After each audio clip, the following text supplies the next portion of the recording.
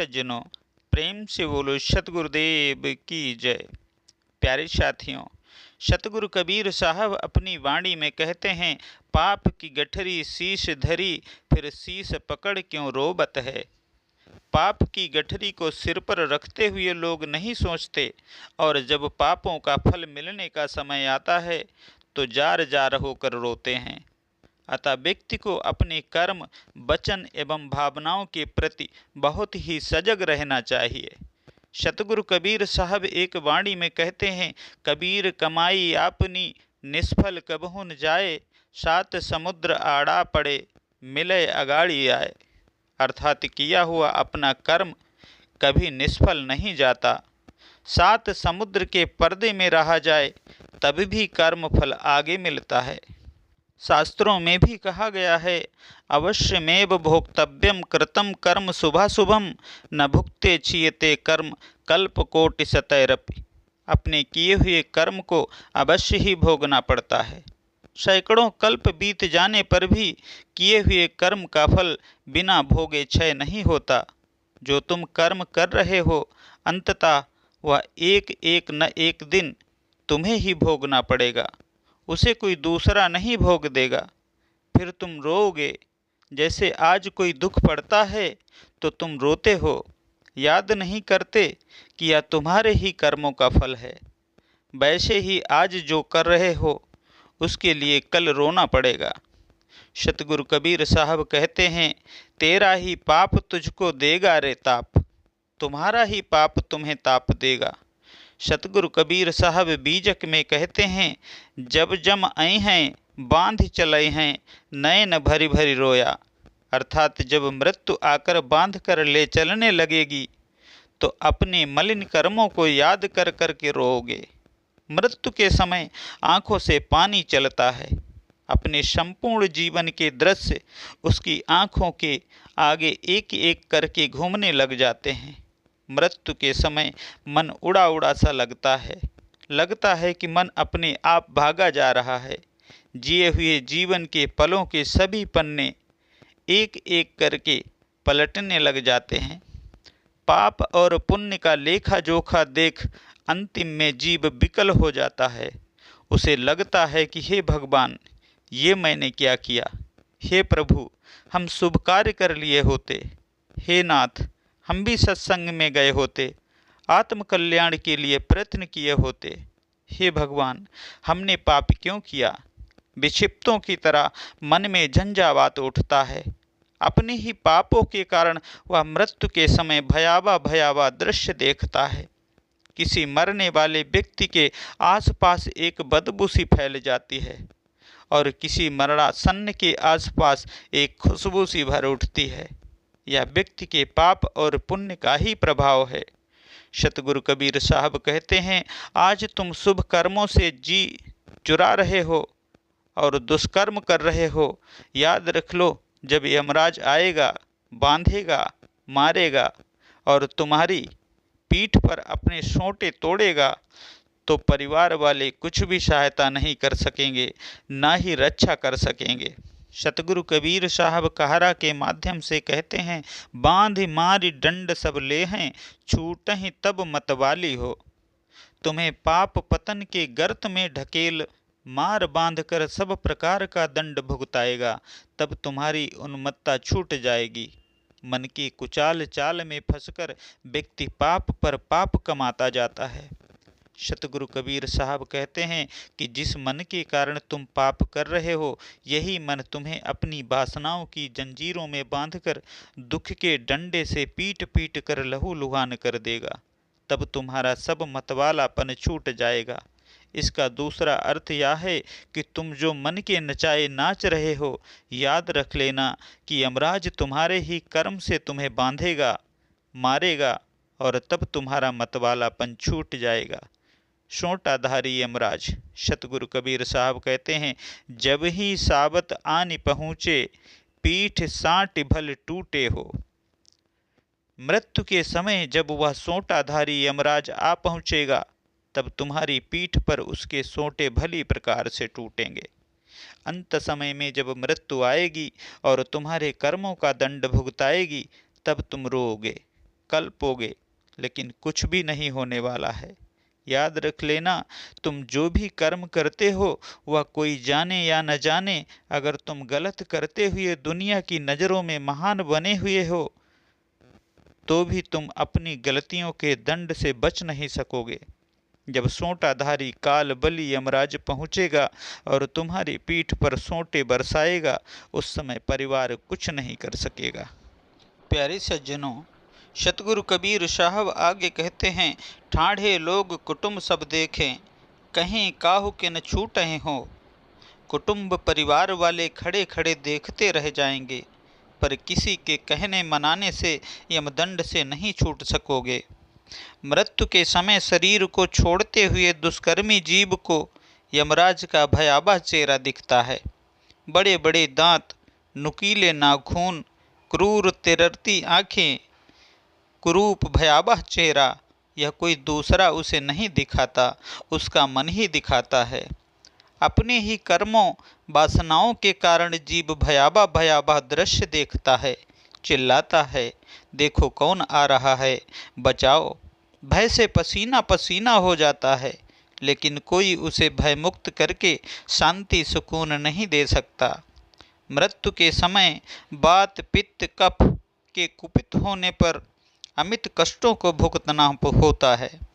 दुष्कर्मी जीवात्मा को एहसास होता है कि भयंकर आकृति वाले यमदूत हाथों में गदा और मुगदर लिए आए हैं। भय के मारे उसका सिर घूमने लगता है, मुख सूख जाता है, श्वास ऊपर उठने लगती है, दृष्टि की शक्ति क्षीण हो जाती है और अत्यंत वेदना से पीड़ित होकर वह शरीर छोड़ देता है। शरीर को त्याग कर वह कर्म भोग के लिए दूसरे छाया शरीर को धारण कर लेता है, जो रूप रंग और अवस्था में पूर्व शरीर के समान ही होता है। वह शरीर माता पिता के गर्भ से उत्पन्न नहीं, प्रत्युत कर्म जनित होता है और यातनाओं को भोगने के लिए ही मिलता है। यह शरीर अच्छेद अकाट्य अदाह होता है, लेकिन उसे वेदना की अनुभूति होती है। उसे अनुभव होता है, यम किंकर क्रोध में भरकर उसे दारुण पासों से बांध मुगदरों से पीटते, कंटका कीर्ण पथ पर घसीटते ले चल रहे हैं। उसके हाथों में विकराल और भयंकर आयुध है, जिससे आग की लपटें निकल रही हैं। वे उसे काल पास में बांध पैरों में वज्र के समान कठोर बेड़ी डाल दिए हैं। वह लड़खड़ा लड़खड़ा कर गिरता है, रोता है, हाय बाप, हाय मैया, हाय पुत्र कहकर बारंबार चीखता चिल्लाता है, लेकिन कोई उसकी बातों को सुनने वाला या इस दारुण दुख से बचाने वाला नहीं होता। जीवों के कुकर्मों के अनुसार उन्हें भांति भांति की वेदनाओं, कष्टों और दंड का अनुभव होता है, जिन्हें झेलने के लिए वह विवश होता है। इस समय उसका सब मतवालापन छूट जाता है और वह दीनहीन बेबस लाचार हो जाता है। सतगुरु कबीर साहब कहते हैं, कर्म गति टारे नाही टरे। कर्म की गति टालने से नहीं टल सकती। आश्चर्य यह है कि लोग चाहते हैं अच्छा पर करते हैं बुरा, और बुरे कर्म का फल बुरा ही होता है। जैसी करनी वैसी भरनी। श्री तुलसीदास जी श्री रामचरितमानस में कहते हैं, कर्म प्रधान विश्व करि राखा, जो जस करे सो तस फल चाखा। अर्थात परमात्मा ने विश्व को कर्म प्रधान बनाया है। जो जैसा कर्म करता है वह वैसा ही फल पाता है। अपने दैनिक जीवन को, अपने मन में उठने वाली भावनाओं को देखो। तुम क्या कर रहे हो? क्या तुम जो कर रहे हो उससे अच्छा नहीं कर सकते? क्या तुम जिस तरह का बर्ताव कर रहे हो उससे अच्छा बर्ताव नहीं कर सकते? क्या तुम वर्तमान से और श्रेष्ठ जीवन नहीं जी सकते? अपने भीतर प्रवेश करके देखो। कर्म हो जाने के बाद उसका फल भोगना ही पड़ता है। व्यक्ति रोता, दुखी होता है अपने कर्म के कारण। अपने ही कर्मों का उसे दंड मिल रहा है। कोई बचपन में ही मातृ विहीन हो गया। इसका तात्पर्य है कि निश्चय ही उसने पूर्व जन्मों में माँ की अवमानना की है, माँ का महत्व नहीं समझा है, इसलिए मातृ विहीन होकर माँ के महत्व को जान रहा है। आज किसी को पति का सुख नहीं है तो निश्चय ही वह पति को महत्व नहीं दी होगी, इसलिए उसे आज दुख मिल रहा है। याद रख लो, अगर माँ गलत कर रही है, अपने पुत्र को दुख दे रही है, पुत्र माँ को दुख दे रहा है अथवा पति दुख दे रहे हैं, तो वह अपने ही कर्म का फल, पर क्योंकि वह दुख दे रहा है या दुख दे रही है, इसलिए यह उसका नवीन कर्म बन रहा है। पाप के फलस्वरूप अगले को दुख भोगना ही था। उसकी माँ अगर कटु व्यवहार न की होती, उसकी बहू या बेटा पति कटु व्यवहार न किया होता, तो भी उसे दूसरे तरीके से दुख का फल मिलता ही, लेकिन दुख देने वाले के लिए यह नवीन दुष्कर्म है। साहब कहारा के माध्यम से कहते हैं, एक तो निहुर पाँव पर बिनबे, बिनती किए नहीं माने हो। मरते समय निहुर निहुर कर पाँव पकड़कर जीव विनती करता है। दुखों से उबरने के लिए क्रंदन कर उठता है, पुकार उठता है, लेकिन विनती करने पर भी यमराज मानता नहीं। अब पछताए क्या होत है, जब चिड़िया चुंग गई खेत। उस समय रोने से कुछ नहीं हो सकेगा। आज जब तुम्हारे शरीर में श्वास का आवागमन है, तभी तक अपनी बिगड़ी हुई बातों को, बिगड़े स्वभावों, बिगड़े कर्मों को सुधार लो। कल मृत्यु के समय तुम कुछ भी नहीं कर सकोगे। मरणासन्न व्यक्ति हाथ जोड़ता है, विनय करता है, लेकिन विनय करने पर भी यमराज सुनता नहीं है, न परमात्मा सुनता है। साहब कहते हैं, अनचीन्हे रहे न किए चिन्हारी, सो कैसे पहचाने हो। साहब कहते हैं, तुम अनचीन्हे रह गए, तुमने परमात्मा से परिचय नहीं किया, तो फिर वे तुम्हें कैसे पहचानेंगे। सतगुरु कबीर साहब की वाणी है, दुख में सुमिरन सब करें, सुख में करे न कोई, जो सुख में सुमिरन करे, दुख काहे को होए। दुख में सभी सुमिरन करते हैं, सुख में कोई नहीं करता। सुख में तो मन मदमस्त हाथी की तरह सद्वाक्यों, सद्स्वभावों को कुचलते हुए सदराहनी का अतिक्रमण कर जाता है। सतगुरु कबीर साहब कहते हैं, अगर सुख में सुमिरन किए होते तो दुख क्यों कर आता। सतगुरु साहब वाणी में कहते हैं, सुख में सुमिरन ना किया, दुख में किया याद, कहें कबीर आता दास को, कौन सुने फरियाद। सुख में सुमिरन किया नहीं, दुख में याद करते हो, कहो तो तुम्हारी फरियाद को कौन सुनेगा।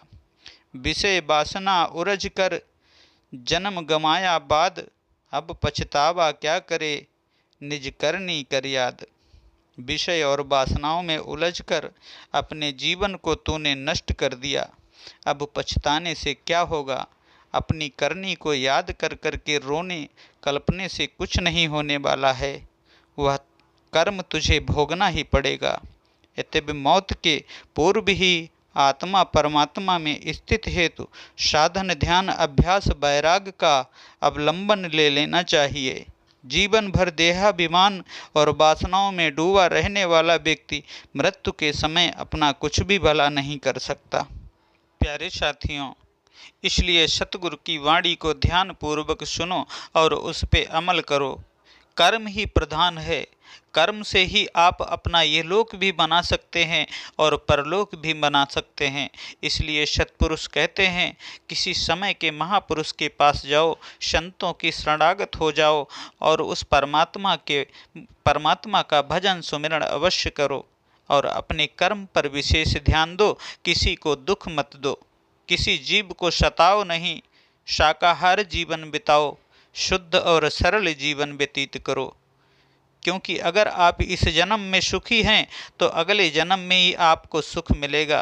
अगर आप जीते जी सुखी हैं तो मरने के बाद भी सुख है। अगर आप जीते जी किसी को दुख देते हैं और स्वयं दुखी हैं तो मरने के बाद इससे भी अधिक दुख मिलने वाला है।